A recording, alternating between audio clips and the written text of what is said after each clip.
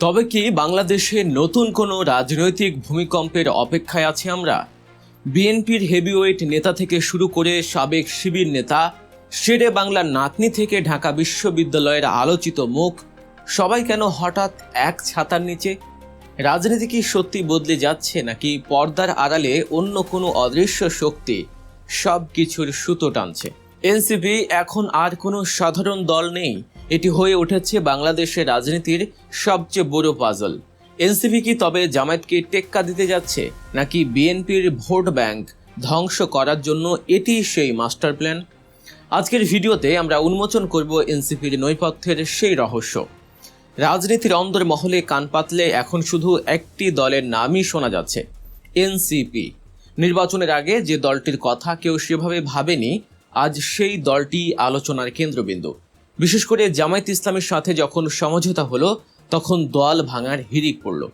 NCP তখন থেকেই ধীরে ধীরে নিজেদের গুছিয়ে নিতে শুরু করে। এখন প্রশ্ন হলো, কেন হেভিওয়েট নেতারা ঝুঁকি নিয়ে এই দলে যোগ দিচ্ছেন? অনেকেই মনে করেন এর পেছনে আছে অদৃশ্য কোনো শক্তির ছায়া। বিশ্লেষকরা একে দেখছেন ডিপ স্টেট বা গভীর কোনো কৌশল হিসেবে। মাল্টি পার্টি ডেমোক্রেসিতে যখন কোনো একটি মতাদর্শ বড় আকার ধারণ করে, তখন রাষ্ট্রযন্ত্রের একটা অংশ হয়তো ভারসাম্য ফেরাতে নতুন কোনো শক্তিকে সামনে নিয়ে আসে। এই তালিকায় সবচেয়ে আলোচিত নাম বিএনপির বহিষ্কৃত নেতা ইসহাক সরকার। তার রাজনৈতিক জীবনটা একবার দেখুন। ঢাকা মহানগর ছাত্র দলের সাংগঠনিক সম্পাদক, এরপর যুব দলের কেন্দ্রীয় সাংগঠনিক সম্পাদক, ৩০০রও বেশি মামলা যার পিঠে। আওয়ামী দুঃসময়ের সেই উত্তাল সময়ে যিনি ছিলেন মোস্ট ওয়ান্টেড, সেই মানুষটি কেন এনসিপিতে যোগ দিলেন?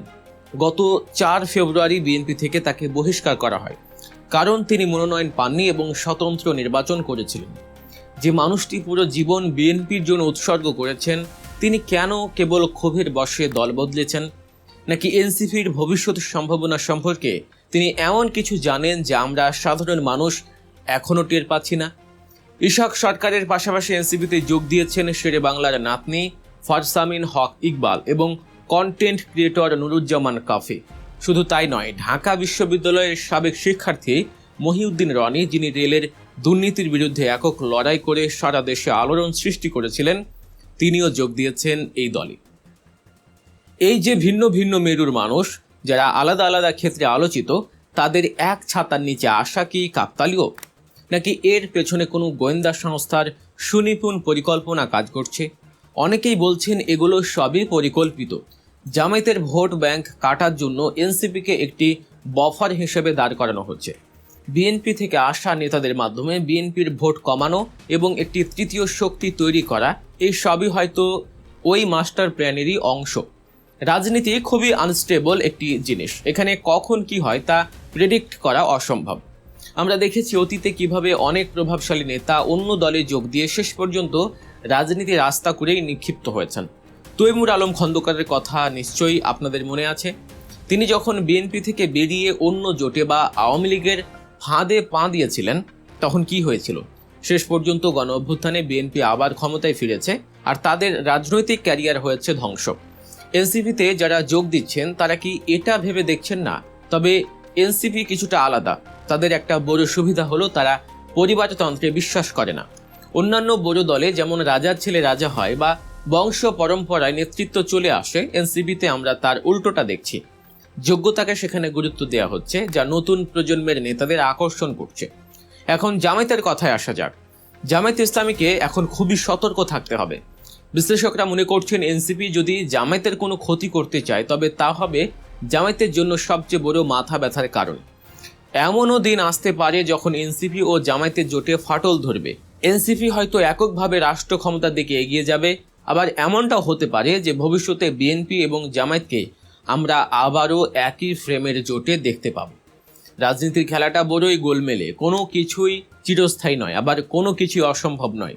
কেউ কেউ প্রশ্ন তুলছেন, এই যে গোয়েন্দা সংস্থার তত্ত্বাবধানে দলগুলো তৈরি বা সাজানো হচ্ছে, এটা কি আদৌ গণতন্ত্র? তাদের মতে এটি ডেমোক্রেসির ছদ্মবেশে এক ধরনের রাজনৈতিক ইঞ্জিনিয়ারিং। কিন্তু বাস্তব চিত্রটা দেখুন। আওয়ামী লীগ এখন মাঠের বাইরে, বিএনপিতে অস্থিরতা, জামায়াতের ভোট ব্যাংক নিয়ে বড় দলগুলোর মাথা ব্যথা। এই শূন্যস্থানে এনসিপি কি তবে একটি কিং মেকার হতে যাচ্ছে? যারা যোগ দিচ্ছেন তারা কি শুধু আদর্শের টানে এসেছেন নাকি এর পেছনে অন্য কোনো গভীর লাভ ক্ষতির অঙ্ক আছে? রাজনৈতিক বিশ্লেষকদের অনেকের মতে বাংলাদেশের রাজনীতিতে এনসিপি এখন একটি ফ্যাক্টর। তাদের শক্তি বাড়ছে, তাদের জনপ্রিয়তা বাড়ছে, কারণ তারা এমন মানুষদের প্ল্যাটফর্ম দিচ্ছে যারা প্রথাগত দলগুলোতে অবহেলিত ছিলেন। তবে এই এনসিপি কি জামায়াতকেও ছাড়িয়ে যাবে? এই সম্ভাবনাটি উড়িয়ে দেওয়া যায় না, কারণ জামায়াতের রাজনীতি নির্দিষ্ট কিছু মতাদর্শে সীমাবদ্ধ, কিন্তু এনসিপি এখনো সব দিক থেকে ট্যালেন্ট সংগ্রহ করছে। তারা যদি একইভাবে তাদের এই কৌশলী পথ চলা অব্যাহত রাখতে পারে, তবে নিকট ভবিষ্যতে এনসিপি হয়ে উঠতে পারে বাংলাদেশের রাজনীতির নতুন নিয়ন্ত্রক। তবে সবশেষে একটি বিষয় মনে রাখতে হবে, জনগণই শেষ কথা বলে। কোনো গোয়েন্দা সংস্থা বা অদৃশ্য শক্তির ইশারায় দল গড়া যায়, কিন্তু ক্ষমতায় যাওয়ার জন্য জনগণের আস্থার প্রয়োজন। এনসিপি কি সেই আস্থা অর্জন করতে পারবে, নাকি সময়ের সাথে সাথে তারা হারিয়ে যাবে বিস্মৃতির অতলে? ইতিহাস সাক্ষী, যারা কেবল কৌশলের উপর নির্ভর করেছে তারা দীর্ঘস্থায়ী হতে পারেনি। তবে এনসিপির ক্ষেত্রে আমরা নতুন কিছু দেখলেও অবাক হওয়ার থাকবে না। রাজনীতিতে কখনো না বলে কিছু নেই। পরিস্থিতি বিশ্লেষণ করলে মনে হয় এনসিপি এখন খুব দ্রুত তার পায়ের নিচের মাটি শক্ত করছে। আপনারা যারা এই ভিডিওটি দেখছেন, আপনারা কি মনে করেন? এনসিপি কি আসলেই তৃতীয় শক্তির উত্থান, নাকি এটিও সেই পুরনো রাজনৈতিক ভাঙা গড়ার খেলা? ইশাহাক সরকার থেকে মহিউদ্দিন রনি, এই নতুন প্রজন্মের নেতা ও ইনফ্লুয়েন্সারদের যোগদান কি বাংলাদেশের রাজনীতিতে সত্যি কোনো ইতিবাচক পরিবর্তন আনবে, নাকি সবটাই সাজানো? আপনাদের মতামত আমাদের জন্য খুবই গুরুত্বপূর্ণ। কমেন্ট বক্সে জানান আপনাদের বিশ্লেষণ। আমরা সবসময় চেষ্টা করি দেশের রাজনীতির পেছনের গল্প এবং সত্য চিত্রটি আপনাদের সামনে তুলে ধরতে। কোনো দলের প্রতি পক্ষপাতিত্ব না করে নিরপেক্ষভাবে বিশ্লেষণ করাই আমাদের মূল লক্ষ্য।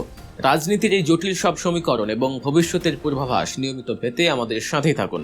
যদি আমাদের এই বিশ্লেষণ আপনাদের ভালো লাগে, তবে চ্যানেলটি সাবস্ক্রাইব করুন, কারণ আপনাদের সাবস্ক্রিপশন এবং সাপোর্টই আমাদের এই ধরনের সত্য ও গভীর গবেষণাধর্মী কাজ চালিয়ে যাওয়ার সাহস যোগায়। আজকের মতো এখানেই বিদায় নিচ্ছি। রাজনীতি সবসময়ই পরিবর্তনশীল। চোখ রাখুন গল্প নিউজে, কারণ আগামীর প্রতিটি ঘটনার গভীরে গিয়ে সত্যটি তুলে আনায় আমাদের অঙ্গীকার। পরবর্তী ভিডিওতে দেখা হবে নতুন কোনো রাজনৈতিক রহস্য বা সমীকরণ নিয়ে। ততক্ষণ ভালো থাকুন, সুস্থ থাকুন এবং সচেতন থাকুন। আল্লাহ হাফেজ।